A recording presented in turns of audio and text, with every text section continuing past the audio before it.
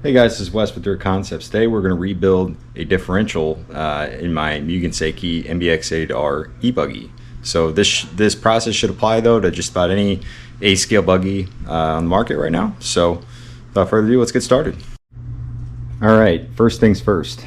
Materials needed. First thing, you have to pull your differential out of your buggy. You'll need some black moly grease, as well as I like to use this ProTek grease. It's a white lithium grease, and I use that for lubricating the pinion gear as well as the ring gear on the differential. It's always good to have some spare differential gaskets as well as the differential O-rings, just in case. I don't always replace them, it just depends. So we'll take a look at that and decide if we need to replace them or not. You'll need those pliers, and you'll need a 2.0 millimeter wrench, a microfiber, actually two microfibers, one for working on the diff and the other one for draining it. You'll need your differential oil of choice. I like to use the Flashpoint oil. In my e-buggy differentials, I always start, at least here in the Midwest for our tracks, I start with 10, 7, 7 in my differentials. So let's get started. Alright, first thing I do is I take my differential and I wipe it down. You can see it has a lot of that leftover white lithium grease. So I'll wipe that down real quick, and while I'm doing that, I'm just inspecting for any damage, any teeth that look like they skipped, which I knew that wasn't the case with mine, but you never know. You get a used buggy or something like that. So anyway, I get it kind of wiped off decently good with my microfiber towel. Alright, next step is I'm going to go ahead and disassemble the differential, but before that I need to go ahead and take my one of my other microfiber towel and just lay it down so I have a place where I can stick all the oily parts so they can drain out. So let's get started with the rebuild, or taking this thing apart.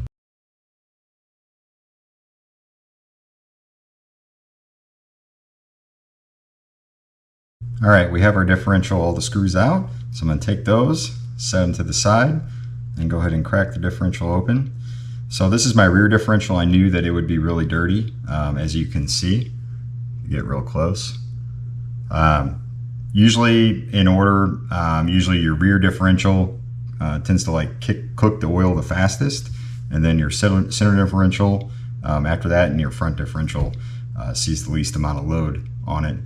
There is one exception with nitro. Sometimes that center diff, just because it gets a lot of heat in it from the engine being right there, that oil can also break down a little quicker too for nitro applications. So we've got our differential apart. Next thing I'm going to do is take my nose pliers and remove the sun gears. And make sure when you're taking these things apart, you leave the parts separate for each half of the differential, as well as you don't want to mix parts between differentials. So I'm going to take this apart. I'm looking at it and I'm making sure that if there's any shims, I'm keeping track of where I had my shims. Typically with the Mugen Seiki MBX8R, I usually recommend 2 shims on the ring gear side and then 1 shim on the diff cup side. So I'm going to go ahead and remove my diff washer and O-ring. Get my O-ring spread out there, as well as my diff gasket, if I can get it out. And when you do this, I always look at my diff gasket. I'll go ahead and wipe it off, take a look at it, make sure there's no tears. If there's any tears, in that case you want to replace it, but otherwise they're usually fine. You don't have to replace them. They usually don't leak. So I'm going to go ahead and set that down now. It looks like I have one 0.2 millimeter shim, and these are actually, you can get these shims, I believe they're from Kyosho. I don't have the exact part number, but I will find it and put it in the video description for you, as well as all the other part numbers and products used in this video. I will put the links, not the links, I'm sorry, the part numbers in the video description. So I'm going to use my needle nose pliers and just kind of fish out a little diff pin in there. Take my diff completely apart. Looks like I have another shim here, and this one is a little thinner. This looks like a 0.1 millimeter shim. So these kind of shims are a little nicer than the kit ones, and you've seen this probably in other videos, on YouTube. But with these shims, it's just easier to get the diff in and out since you don't have a large, real thin shim that sits on the outside of the bearing. In this case, they sit on the inside of the bearing, and it's just much easier working with the differential once you know the correct shimming. So go ahead and take all these out. So what you want to do is make sure just get everything completely disassembled, sitting on the microfiber towel so it can drain all the oil off as such. All right, I'm gonna let this sit now for about 10 minutes and come back, and it should be mostly drained off at that point. I can start wiping everything down. So how do I know if I need to replace my differential O-rings? The first telltale sign is you'll see some seepage coming out of the end of the diff cup where the outdrive comes out. You'll see a little bit of oil right there, a little bit of wetness before you even take the differential apart. The other way you can know is just by looking at them. So wipe them off kind of good, and then get them in your hand and look at them and see if there's any kind of tears. You can see this one, it's hard to probably tell on the camera, but it's actually in really good shape. I just replaced these actually just one race ago, so I know they're probably good the rest of the season. So unless something happens, and I have to replace them. So anyway, on to the next step here. We're gonna go ahead and wipe everything down. All right, I'm gonna go ahead and wipe everything down now that it's been sitting for about 10 minutes.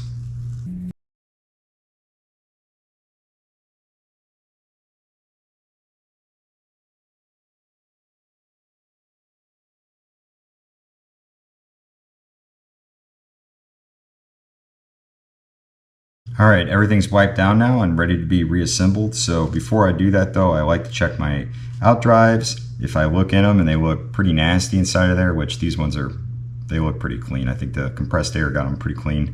A lot of times what I'll do is I'll actually mark on the end of my outdrive which corner of the car they go in. So I'll put like a 1, a 2, a 3, a 4, whatever, and I'll write them down, and that's how I know, which outdrive goes where. It's really important that your outdrives are mated up to the exact same pin in your drive shaft, which I don't know if you can see in the video, but these wear a certain way where you want them basically for increased traction purposes. You want to make sure these stay mated up together. So that's it on outdrives. And if they're dirty, go ahead and clean them. Sometimes you can sonic clean them. It just really depends on how dirty they are. I don't have to do it too often, so it's just kind of a judgment call. All right, next step, I'm going to go ahead and reassemble this differential. So let's get started.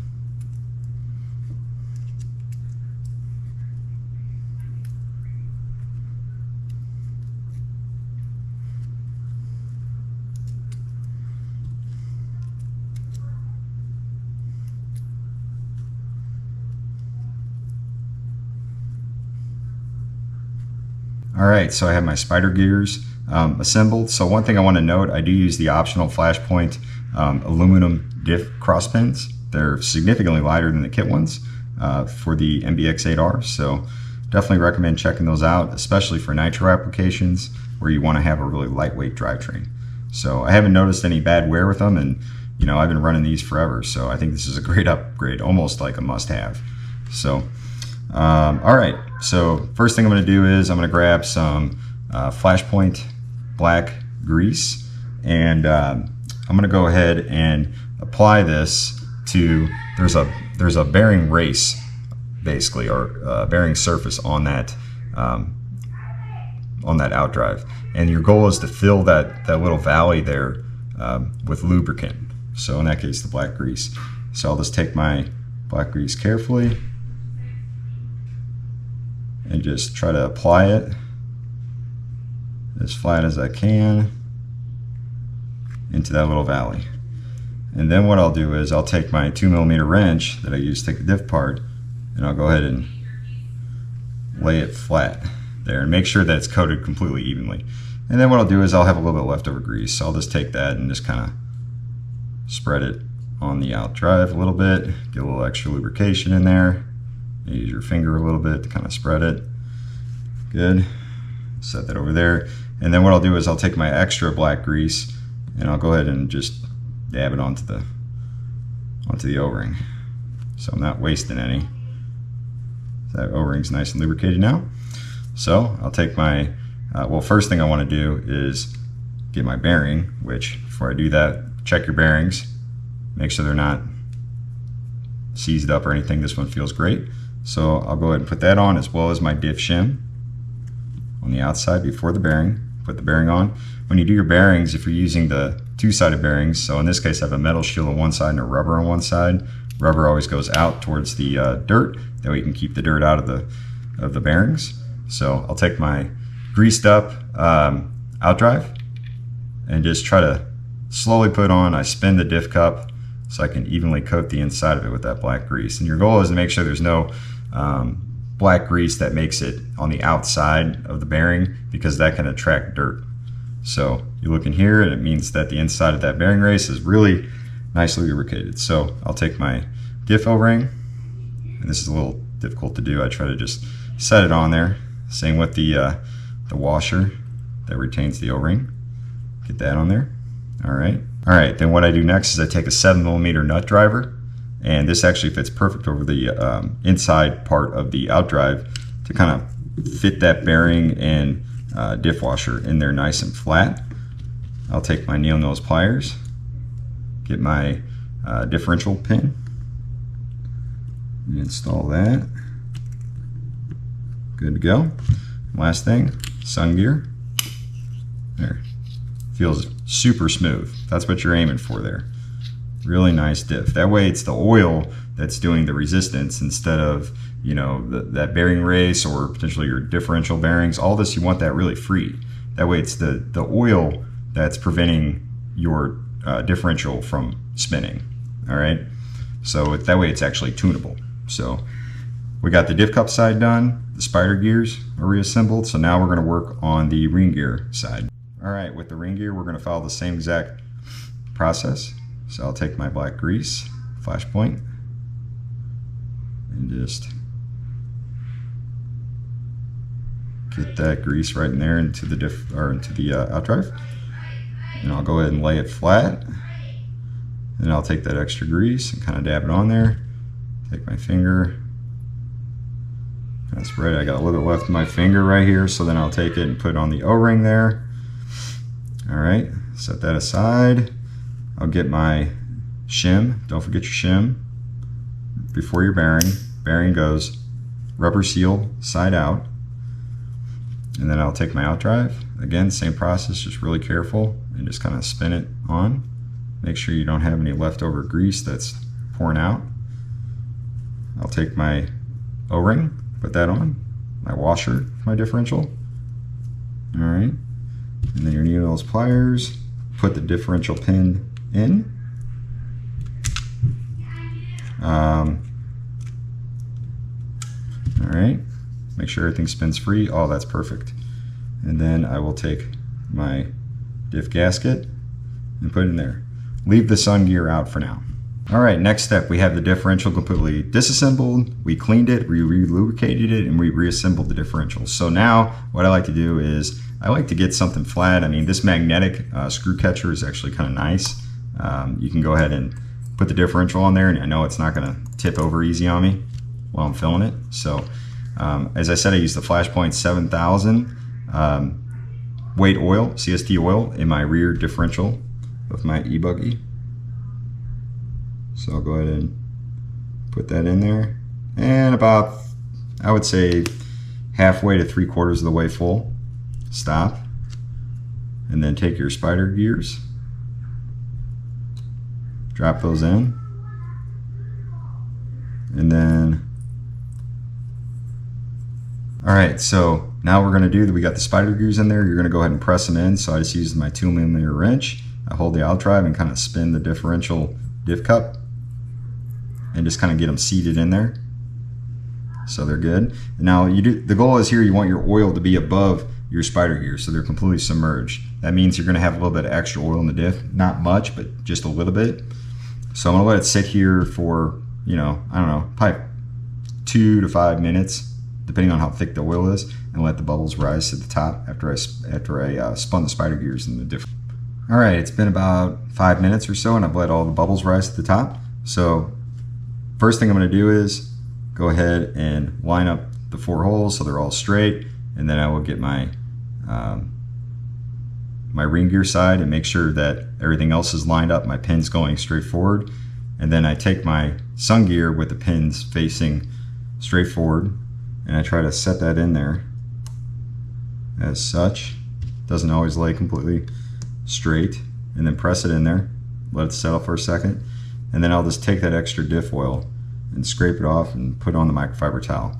So at this point your diff's at 100% capacity, but the thing is there's still a little bit too much oil in there, and it can cause actually like a hydro locking effect, and it'll make your buggy have a weird kind of, it won't want to rotate, and then it'll snap over rotate until the diff starts to work. So to prevent that, what you can do is take that little bit of oil out of there in the middle. You can see like where the diff outdrive and the diff pin, it actually goes into the sun gear. So we're going to remove some of that oil.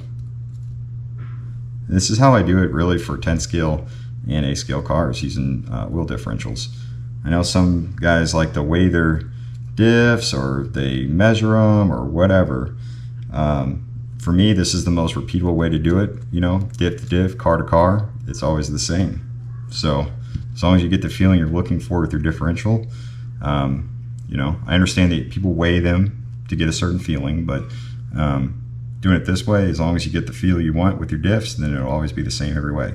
So when I do this, I can see that my sun gear pin location is a little bit offset. So then what I'll do is just take my sun gear, or sorry, not my sun gear, my outdrive pin here on the ring gear side, and tilt it a little bit, and just try to line up those holes, press it in, good to go. So at this point now, we just need to put the screws back in the differential.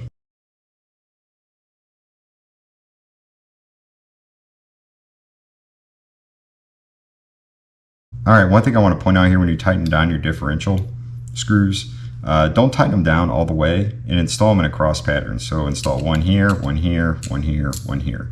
So when you get done, they're just very light hand tight. Then I do one crank by hand, one side, go across, direct across, and you do this in a cross motion, just to ensure that we get no leaks there between the ring gear and the diff cup. So I'll go ahead and check it. It feels fantastic. All right, next step is we reinstall it back in the buggy. All right, before I reinstall this back in the buggy, the first thing I do is I take my ProTek white lithium grease, and I will go ahead and just put a little bit on there, about an inch or so of grease. Is actually a little bit too much there.